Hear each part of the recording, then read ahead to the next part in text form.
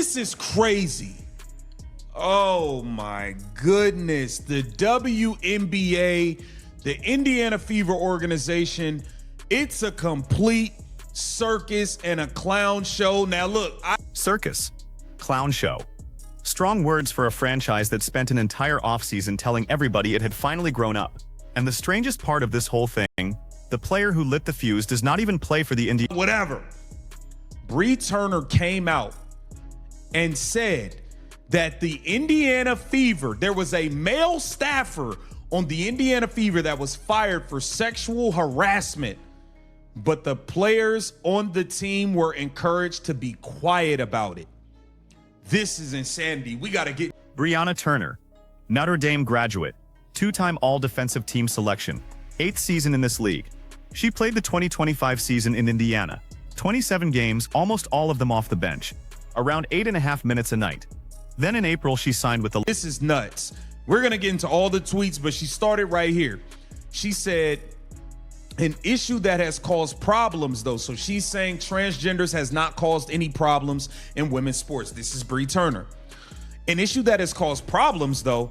Last year on my WNBA team, the Indiana Fever, a male staffer was fired for sexual harassment, but we were encouraged to keep quiet about it. That is an issue. Sexism. Read what she actually posted, because the wording is surgical. She says that last year, on her WNBA team, the Indiana Fever, a male staffer was fired for sexual harassment, and that the players were encouraged to keep quiet about it. That is her account. It is an allegation, no outlet has independently confirmed it, no staffer has been publicly named, and the Fever organization has not addressed it. So we are going to hold it exactly where it belongs. A serious claim from a named source with nothing yet attached to it but her word. But the reason this thing detonated has less to do with the accusation itself than with the moment she chose to make it. We are coming back to that, and it is the part that should actually bother you. I don't know if this is true. I don't think... Look, I'm not a huge fan of Bree Turner. I'm not into all the activism stuff, but I don't think that she would come out and just lie. Like, it would be really weird if she came out and lied about this, saying a male staffer, for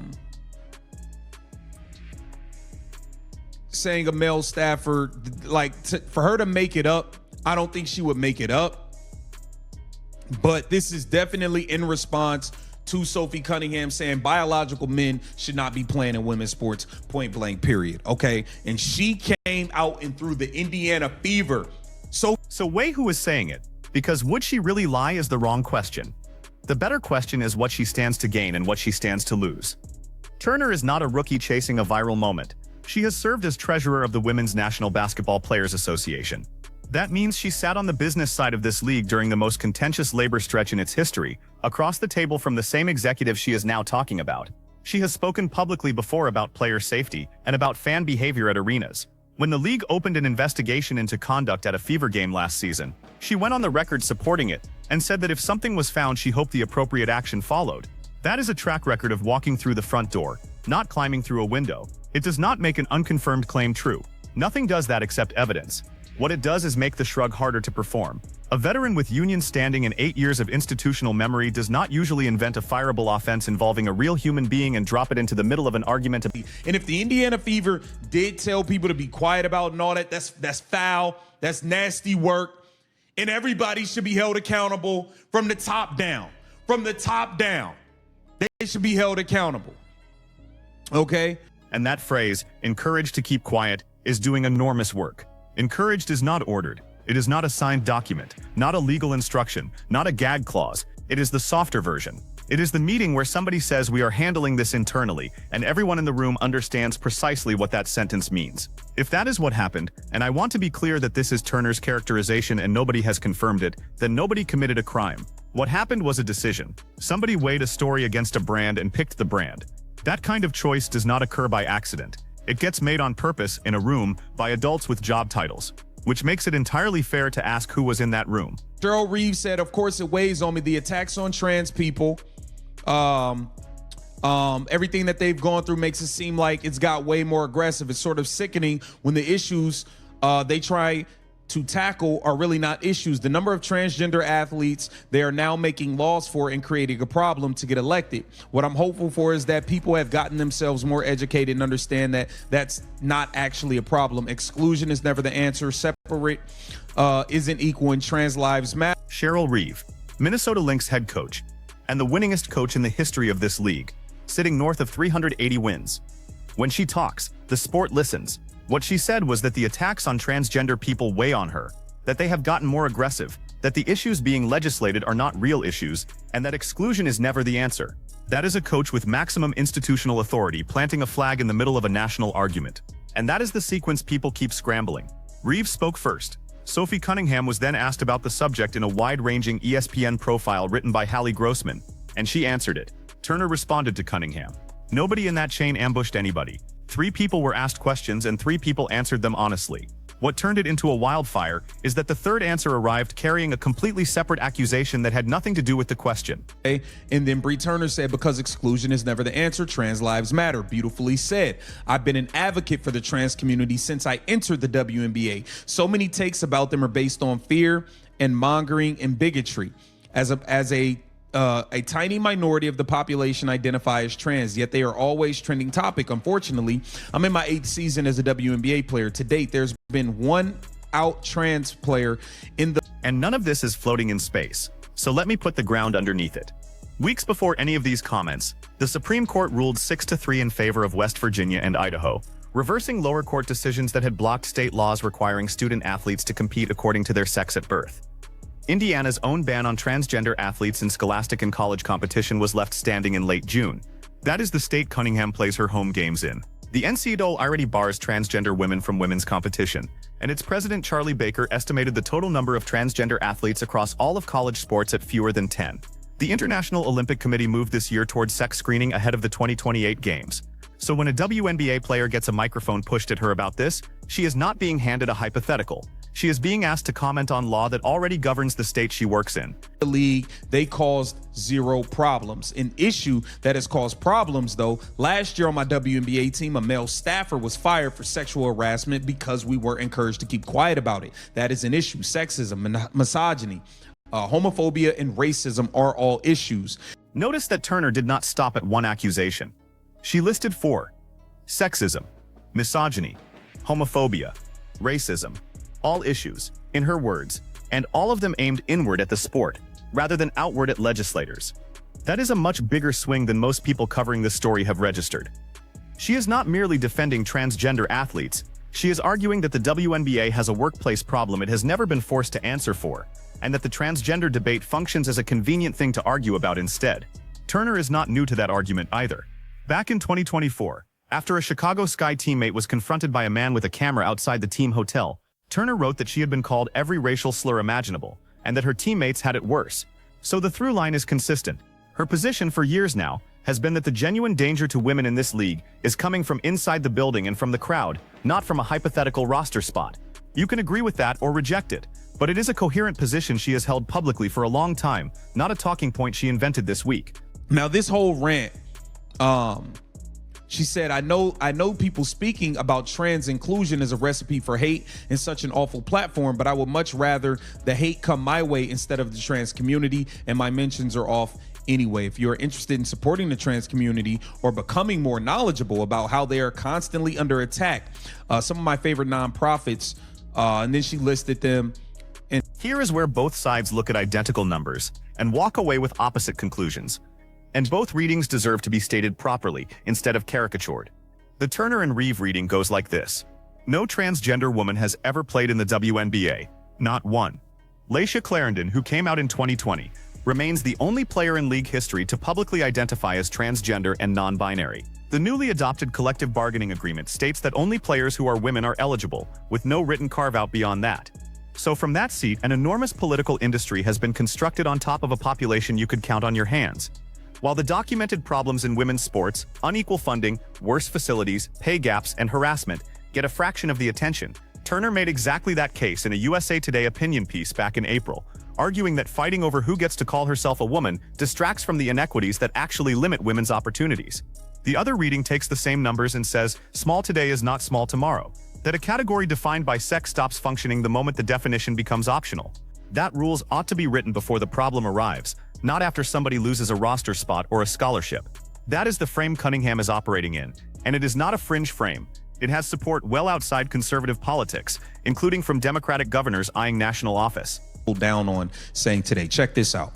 On that same vein, in that story with ESPN, you talked about wanting to protect young girls who shouldn't have to go against biological men. Just can you expand your viewpoint on that? I mean, I think I said what I said. I think it's kind of common sense. And I think I'll always believe in that. I think it's really important to protect children, and that's little girls who are also involved in that category. And so I stand on what I said, and I always believe that. Watch her in that clip again, because you are seeing a decision get made in real time.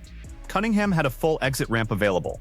She could have said the profile flattened her, that it was one line out of a 2-hour conversation, that she has no interest in being anybody's mascot.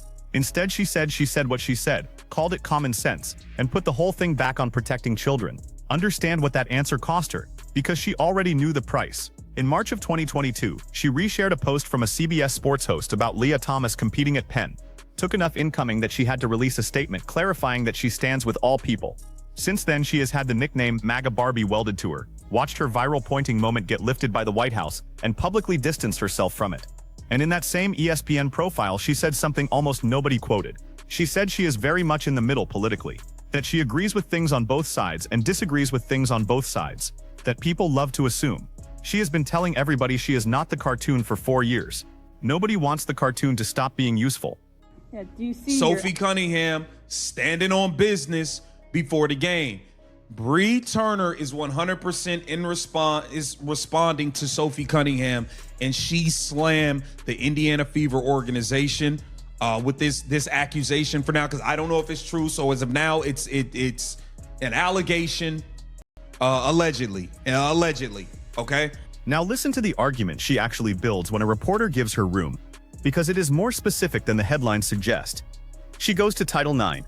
Her point is that women's sport exists as a protected category by law, that the greats of this sport exist because that protection existed, and that without it you would not be hearing about women's basketball at all.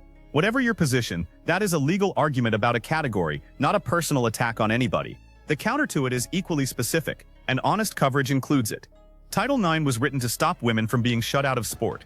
Critics argue that using it to shut a different group out inverts the purpose of the statute, and that federal courts have spent years split on precisely that question. Two people can hold both of those thoughts and still be arguing in good faith. Almost nobody online is doing that, but it remains possible. Going forward? You know, I don't know. I'm not a very political person, but I do have beliefs. I have morals, and I'll always stand on those and be true to who I am. And I think people are going to take it how they want to take it, but I've never even really said anything about that. And so when it comes just to protecting young girls in sport and women in sport, I feel very strongly about that. I think that's why you have Title IX. That's why you have some of the great. And the instant she finished speaking, the story stopped belonging to her. Republican senators, including Ted Cruz and Eric Schmidt, amplified it. Commentators who could not name 4 players in this league suddenly had detailed opinions about the Indiana Fever. From the other direction, the transphobic label went up within hours. Neither camp showed much interest in the actual sentences she used. This is the trap this specific franchise cannot climb out of. Earlier this year, a Republican-backed congressional letter went after the Wnba over its treatment of Caitlin Clark, and both Clark and the organization publicly stepped away from it, because being adopted by a political movement is not the same thing as being helped by one. Indiana has become the most politically useful object in American women's sports, and almost none of that usefulness was requested by the people who work there. Which brings us to the thing I promised you, because every single participant in this story has now spoken at length on the record under their own name. Every one of them, except one. Perhaps some people might say, hey, for the trans community, this could be something that could come back on us or be targeted against us. Like, how do you, I guess, view that sort of critique? You know, like I said, I extend love, and I don't dislike anyone. Like, I think there's room for absolutely everyone here, and I think there's room to love everyone. And I truly think when you get people in the same room and you have conversations, you actually have a lot in common with a lot of people. And so I'm there to love. So here is the actual answer to why this one hits differently, and it has almost nothing to do with transgender athletes. Every other controversy attached to this team arrived from outside: rival players, referees, hostile crowds, politicians, television panels. Outside noise is manageable. A franchise can absorb outside noise indefinitely because outside noise makes your fan base defensive, and defensive fans buy tickets and merchandise. Turner's claim came from inside, from somebody who sat in that locker room, drew that paycheck, and knows what was said in those meetings and by whom. And it did not arrive as a lawsuit, not as a leak to a reporter, not as a lawyered statement released through an agent. It arrived as a footnote inside an argument about something else, in the flat tone of a person listing a fact she assumed everyone already knew. That is what should stop you cold. She did not present it as a bombshell, she presented it as an example, which leaves two possibilities. Either it is a fabrication serious enough to end her credibility in this sport permanently, and she posted it under her own name anyway, or it is something a number of people. But I'm also there to love biological women, and I think that there are rights that need to be protected. And like I said, I'm going to stand true to that. I'll never falter in my beliefs in that, but I have never once said I hated the trans community. Like I said, I think there's space for everyone. Sophie, what about Connecticut? Man, Sophie Cunningham. Look, Sophie took a stance, and this is the fallout that is coming from Sophie Cunningham taking this stance and what she had. And the silence is not neutral. Not from that building. Indiana is the commercial engine of the modern WNBA. This offseason, they made Kelsey Mitchell the first $1 million player in franchise history at $1.4 million. Then re-signed Lexi Hull, then re-signed Cunningham herself. They are operating in a league that just expanded, just ratified a new collective bargaining agreement, and just watched its franchise valuations climb into territory nobody projected 5 years ago. A team carrying that much money and that much national attention has a communications department that drafts statements about weather delays. So when a former player publicly accuses the organization of encouraging a locker room to stay quiet about a harassment firing, and the response is nothing, that nothing was written by somebody. It was approved by somebody. Every hour it continues is a decision being renewed. A single sentence. We take these matters seriously, and our processes were followed, cost them nothing, and kills 80% of this by tomorrow morning. They have not said it. That is worth sitting with. To say, you got people online, saying the Indiana Fever organization is diabolical, this is crazy, and all of this stuff. I mean, this is spreading like wildfire, man. What says you get down in those comments? So watch 3 pressure points from here. The league office is the first. The WNBA has demonstrated it will open an investigation under public pressure, including into fan conduct at a Fever game last season.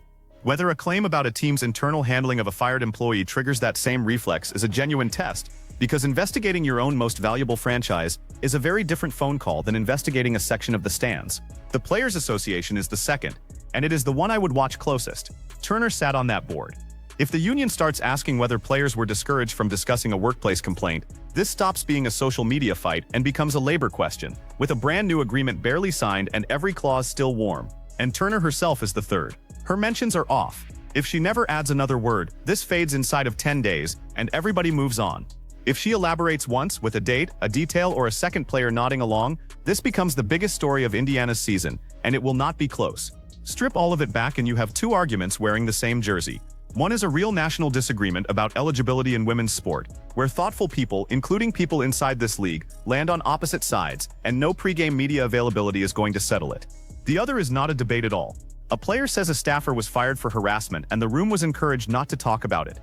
Either that occurred or it did not. So tell me which one you actually want answered. Are you here for the eligibility fight everybody is already screaming about? Or are you here for the allegation that nobody with a